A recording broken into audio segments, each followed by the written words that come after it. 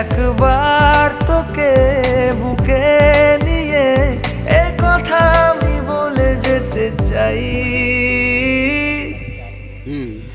তুই জান রে আমার জান রে, বেঁচে থাকার তুই কারণ।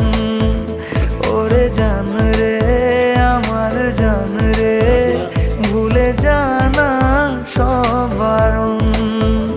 তুই জান রে আমার জান রে, বেঁচে থাকার তুই কারণ। ওরে জান রে আমার জান রে, ভুলে জানা সব বারণ। তুমি যদি কোথাও 160 টাকার ওষুধ লাগবে তো সামনে তো আমি তোমার 200 হাতে বাইক হয়ে দিয়ে করতে পারি, ভাই নিয়ে যা মেরে যাও। এখন কি করা যায়?